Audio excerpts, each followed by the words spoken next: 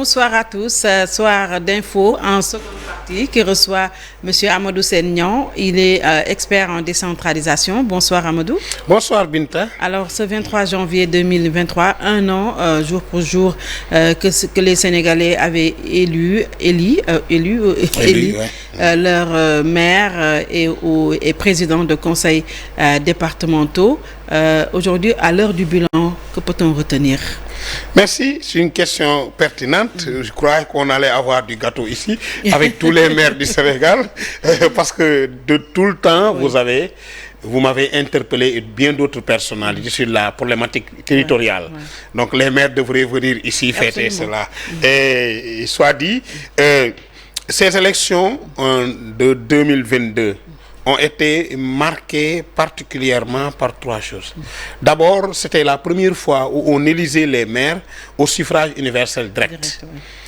Ensuite, c'était la première fois où les listes indépendantes constituées par des mouvements citoyens, les citoyens étaient autorisés à participer aux élections locales. Le troisième aspect que nous avons remarqué, c'était la première fois que le camp du pouvoir perdait pour la première fois autant de collectivités qu'on a constaté en 2022. Un an après, qu'est-ce que cela a donné? Une question pertinente. Je dois dire tout simplement, de façon globale, on pourra entrer dans les détails, qu'on a plus vu de nouvelles personnes que de nouvelles pratiques, globalement. Pourquoi? D'abord, du point de vue macro, je l'ai toujours dit ici, nos collectivités territoriales sont très limitées du point de vue des moyens.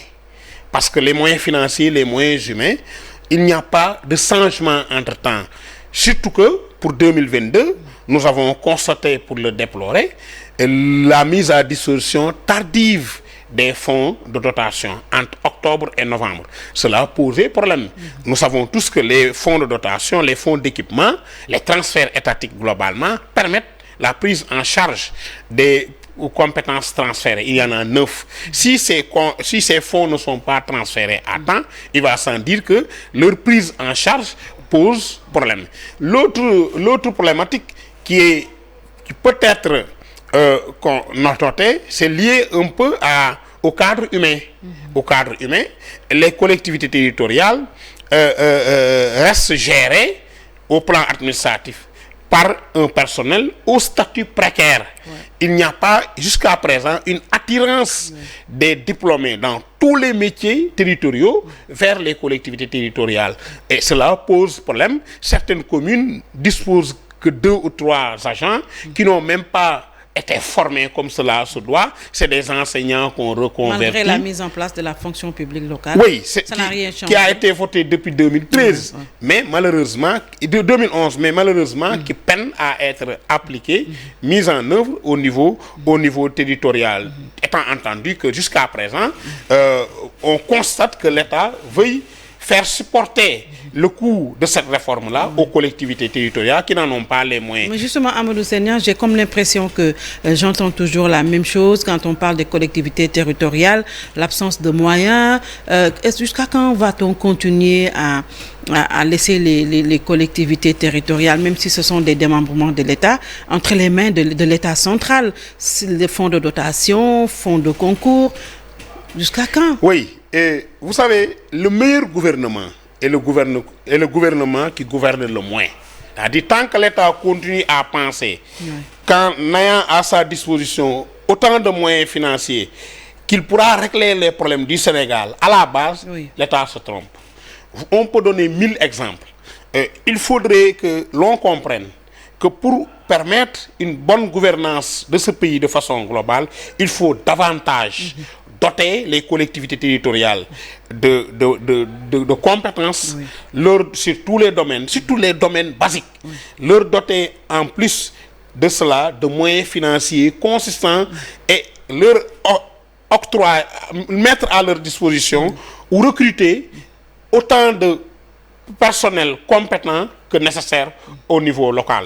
c'est Mais cela est-ce que l'État un peu. central a cette volonté quand même de... C'est ce qui pose doter, problème. Nous étions sur une rampe plus de moyens, de oui. décentralisation Oui. assez avancée par rapport au reste de l'Afrique. Aujourd'hui, nous traînons les pieds. Oui. Ce qu'il faut, et je me réjouis de la décision dégagée par le nouveau président de l'AMS qui dit qu'il va dans le sens de repositionner l'AMS sur la scène internationale. Oui. Parce qu'en réalité, nous avons perdu de la place à ce niveau-là. Donc nous avions une politique de décentralisation progressive, irréversible et prudente. Mais ce qu'on a constaté depuis 2000, c'est qu'on traîne les pieds et des fois même on va vers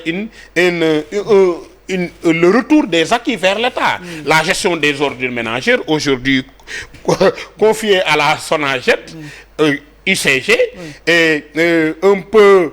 Il y a beaucoup d'autres problèmes qui sont les lampadaires solaires. C'est l'État à son niveau. Les stratégies mises en place par l'État peuvent être bonnes, mais elles seraient mieux et meilleures si elles étaient portées par les collectivités à la base. Donc, c'est de Et pourtant, dans l'acte 3 de la décentralisation, on parle de communes, de pôles territoires viables, mais ça peut pas se faire. Ça peut rester à l'état de vœux pieux si les communautés ou les communes n'ont pas les moyens pour ce développement, pour le développement à la base. C'est des vœux. Il faut dire qu'au plan financier, l'État a mis en place le PACASEN, qui est pour moi une recette d'investissement. Et cela est une bonne chose. Toutes les mairies ne bénéficient pas malheureusement. Les communes, anciennes communes et les communes anciennes communes d'arrondissement sont dans le PACASEN. De même que les villes. Mais les départements et les communes anciennes communautés rurales ne sont pas. Le président a annoncé la mise à disposition de 20 milliards pour le PACASEN rural. C'est une bonne chose que nous saluons parce que le PACASEN en réalité constitue une recette d'investissement pour les communes. Nous applaudissons des deux mains. Mais si les collectivités n'ont pas assez de moyens financiers et humains pour prendre en charge, pour répondre aux préoccupations des populations, rien ne pourra être fait. Ce qu'il faut d'abord, c'est que l'État, au niveau macro, accompagne, soit beaucoup plus généreuse, beaucoup plus consentante en termes de transfert de moyens financiers, en termes le Centre national de la fonction publique territoriale et de formation est une bonne chose. Vivement que son fonctionnement démarre pour le compte et au profit des collectivités territoriales. Tout ça, c'est bien. Mais il reste et demeure évident que ces collectivités territoriales-là n'ont pas de moyens financiers. Maintenant... Mais parce qu'il y a... Peut-être que les moyens financiers ne sont pas suffisants, mais également, est-ce qu'il n'est pas temps aujourd'hui de revoir le fonctionnement des collectivités territoriales? Parce que quand le budget, tout est englobé dans le fonctionnement, ça pose problème. On le dit souvent et je suis au regret de dire aux Sénégalais que c'est comme ça que c'est prévu dans la nomenclature budgétaire. Parce que un budget, c'est des prévisions de recettes et de dépenses. Et au niveau des recettes, nous avons des recettes de fonctionnement et des recettes d'investissement. Au niveau des dépenses de fonctionnement et des dépenses d'investissement. Pourquoi les dépenses de fonctionnement sont supérieures aux dépenses d'investissement? Parce qu'il y a dans les dépenses de fonctionnement 18 dépenses obligatoires. La majeure partie, près de 90% des collectivités territoriales sénégalaises, s'ils créditent leurs dépenses obligatoires de fonctionnement, il ne leur restera plus rien. Absolument. Pour prévoir ça au niveau des dépenses d'investissement. Donc c'est du point de vue de la nomenclature qu'il faut apporter. Il est vrai que comme à Hambourg, les dépenses d'investissement sont supérieures aux dépenses de fonctionnement. Il y a quelques efforts qui ont été faits par-ci, par-là. Mais si réellement nous voulons apporter un changement au quotidien des Sénégalais dans les collectivités territoriales, il faut que l'on se départisse de certaines pratiques. Et malheureusement, quand j'entends les maires, les nouveaux maires, durant cette première année-là, c'est pratiquement les mêmes pratiques. C'est lié au social, c'est lié à l'éclairage public, c'est bien. C'est lié un peu à une communication à outrance. Mais une réorientation, une conquête une exploration, une exploitation de nouvelles niches de recettes fiscales ou de recettes tout court de façon globale n'est pas totalement ressentie. Dans les rapports avec les citoyens, dans la gouvernance interne de la commune, que ça soit les rapports des collectivités et leurs les citoyens, les rapports à l'intérieur de la commune, les rapports entre le maire et les adjoints sont restés presque intacts. Les rapports entre le maire et les commissions, le maire et le conseil municipal de façon globale, le maire et les autres acteurs, le préfet, le sous-préfet pour certains, le maire et un peu le payeur, c'est des rapports qui sont presque les mêmes. On va peut-être me dire mais les maires de l'opposition sont bloqués par certains trésoriers, certains payeurs. On l'a dit, certains l'ont constaté, mais je dois dire qu'il y a toujours des voies de recours. Il y a des voies de recours parce que le préfet ne peut pas se permettre de faire ce qu'il veut, le maire non plus, encore moins le payeur. Donc, il y a un certain nombre de dispositions qui les régissent tous tant qu'ils sont en tant qu'acteurs et chaque maire, chaque élu a le droit et même le devoir, s'il sent que les intérêts de la commune sont menacés, de s'adresser aux autorités compétentes en la matière. Mais justement, tout ça, ça va provoquer des lenteurs dans la gestion de... Oui, il faut nécessairement... Qu'est-ce qu'il faut réellement faire, quand l'État central, quand même... Il faut aller vers une collaboration franche. Il ne faut pas croire qu'il y a des maires du pouvoir et des maires de l'opposition. Cela n'existe pas. Ce qui existe, c'est des maires de communes. Et le maire de commune, dès lors qu'il est maire de commune, il est représentant de la commune. Mais il est aussi représentant de l'État. Il est agent de l'État. En tout ce qui touche la matière électorale, par exemple, en tout ce qui touche la matière, tout ce qui touche la sécurité et la mise en œuvre des politiques publiques de l'État au niveau de sa localité, dans la limite des compétences qui lui sont attribuées. Ça, le président de la République lui-même l'a rappelé lors de la journée dédiée à la décentralisation. Mais on a vu ce qui se passe souvent, surtout avec la mairie de ville, ou bien la ville de Dakar, et l'État central. C'est toujours... Oui, l'État central est un blocage. Certaines collectivités, on peut citer Dakar, on peut citer Rufisque, et on peut citer pas mal de collectivités. Mais surtout la ville, parce qu'on a vu ce qui s'est passé avec Khalifa Ababacar Sall. Oui, ça s'est passé à Rufisque. Moi, j'étais à Rufisque. Ça commence avec Barthélémy Diaz et tout. On l'a constaté pour le déplorer. Parce qu'il doit y avoir une parfaite intelligence entre l'État central et les collectivités, quelle que soit par ailleurs l'équipe municipale qui est en place.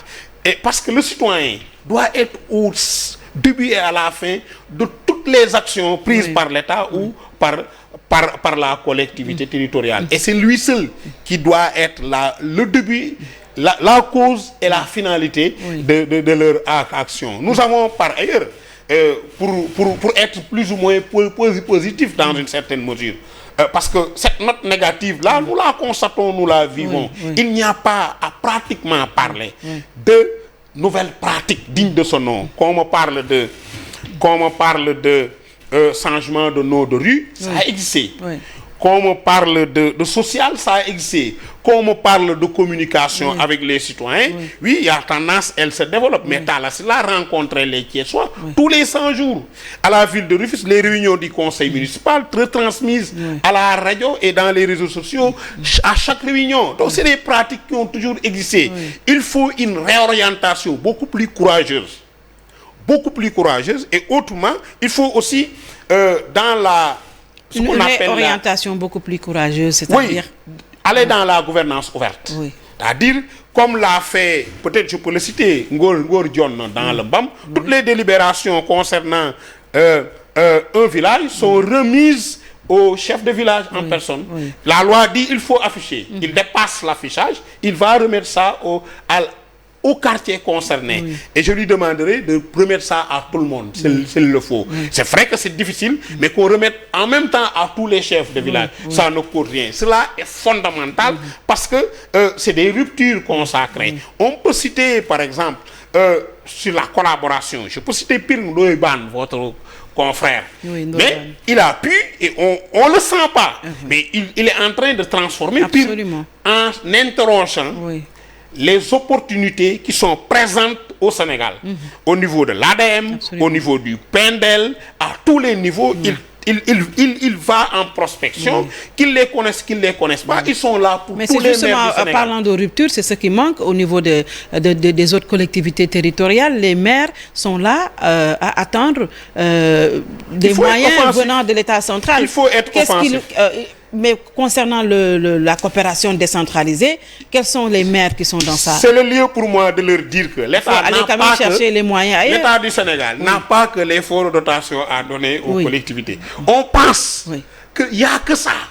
Alors qu'il y a énormément d'opportunités qui sont là, Promoville, PUDC, Puma, AGETIP, ADM, PNDL, CDC, toutes ces institutions sont là pour accompagner la vie des collectivités. Les maires doivent, l'ADL, j'allais l'oublier, doivent aller à l'affût de ces structures-là. Et je crois que s'ils m'entendent... Mais est-ce que les maires sont assez outillés, sont assez formés pour savoir comment aller chercher des moyens? C'est une autre rupture positive. Parce que moi, j'ai eu la chance d'être élu en 96. J'étais très jeune. Et la moyenne d'âge au niveau du conseil municipal où j'étais, à Rufisque-Est, je rends hommage à Mbaye Jacques Diop, était de tourner entre 65 et 70 ans. Aujourd'hui, nous avons une moyenne d'âge qui tourne entre 35 et 45%, si on constate bien. Mais revenons sur le profil des maires. Et j'ai entendu le président de l'AMS se réjouir en faisant la première réunion de son bureau élargi de la présence de DG maires, de ministres maires, d'inspecteurs des impôts maires, d'enseignants maires, de cultivateurs, c'est-à-dire une diversité de profils. Cela est intéressant. Avant, ça n'intéressait pas un certain nombre de compétences au niveau sénégalais, au niveau du Sénégal. Je donne l'exemple de la France. Le portrait robot du maire français, il est agriculteur à la retraite. Le métier, il y a 37 000 maires en France. Si on fait le métier le plus commun, c'est agriculteur à la retraite. Quel est l'âge moyen? C'est 62 ans. Quel est le nom le plus usuel au niveau des maires français? C'est Michel. C'est une étude qui a démontré cela. Allons voir ce qui se passe au Sénégal. On se rendra compte qu'on a une diversité de profils. On a de bons cadres au niveau des maires. Je crois que l'espoir est là. À tous les niveaux, des journalistes, des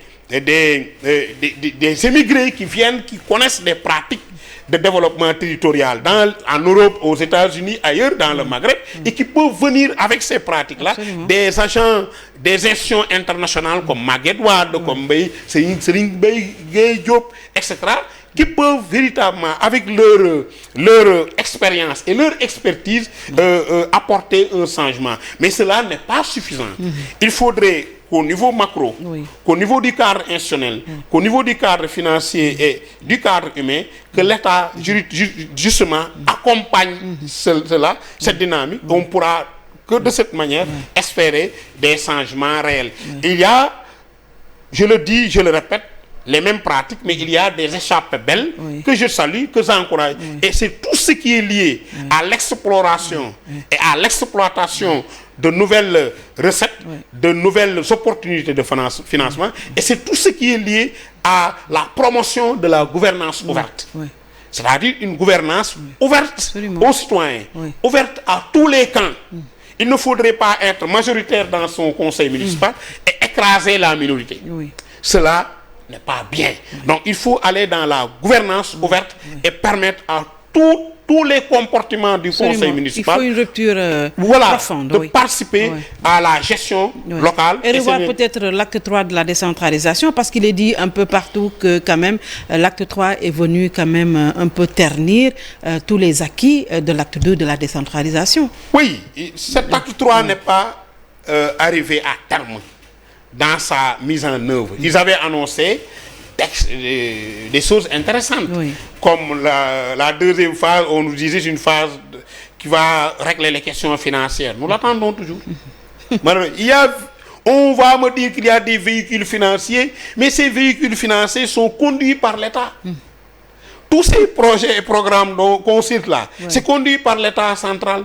Il faudrait aller dans le sens d'une responsabilisation beaucoup plus accrue Oui. au plan financier des collectivités territoriales. Ce n'est que de cette manière. Et on va me dire oui, il faut pas parce que effectivement les maires peuvent détourner, etc. S'ils détournent, les corps de contrôle sont là, on va les arrêter et les emprisonner. Oui. C'est ça la vérité. Il faut qu'on revienne dans l'orthodoxie financière, dans l'orthodoxie de la gouvernance et de l'administration de ce pays. Et je ne saurais ne pas me réjouir de la signature des arrêtés portant répartition du fonds de dotation du fonds de dotation de la descente et du fonds d'équipement des collectivités qui a été signé la semaine passée.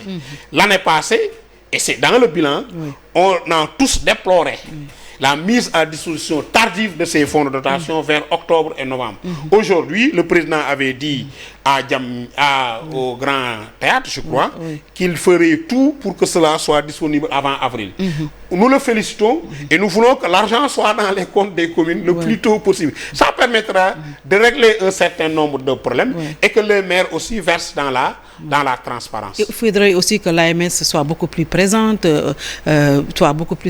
aux côtés des collectivités territoriales. On sent pas bien l'AMS demander davantage quand même à l'État central. Oui, depuis sa création, je n'ai jamais vu une réunion de l'AMS élargie au bureau. Du bureau élargi, je l'ai vu la semaine passée avec le nouveau président qui a convoqué tout le bureau et tous les représentants des 46 départements dans une réunion.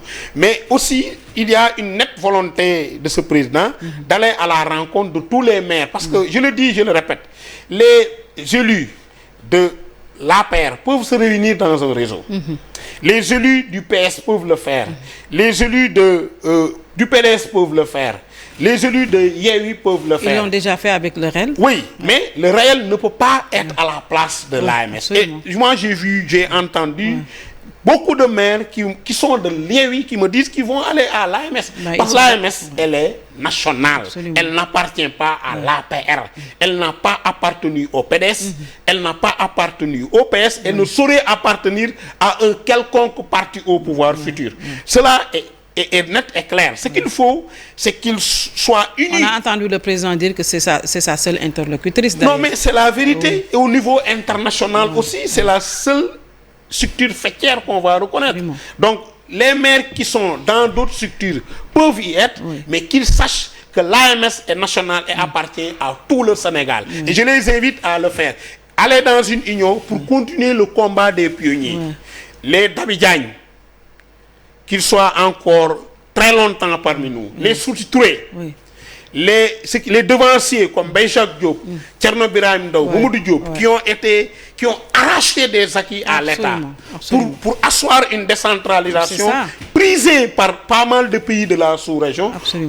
Ne serait-ce que pour ces gens-là, ces nouveaux édiles-là qui sont à la tête de nos collectivités locales doivent être ensemble, doivent être très conquérants, doivent être très profonds dans leur réflexion, apporter des solutions. En tout cas, c'est le souhait. Sinon, ils risquent de tout perdre au nom d'une politique politicienne. C'est le souhait que j'ai constaté quand le président a échangé. Il m'a reçu.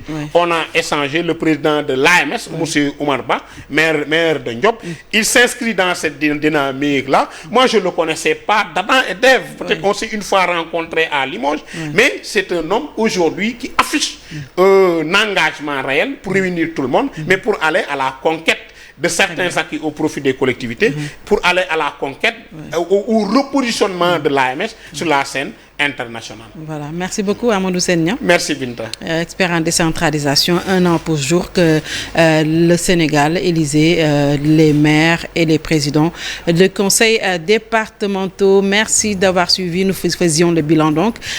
Nous avons essayé de faire le bilan d'1 an de gestion avec Amadou Sène. Merci d'avoir suivi et bien le bonsoir.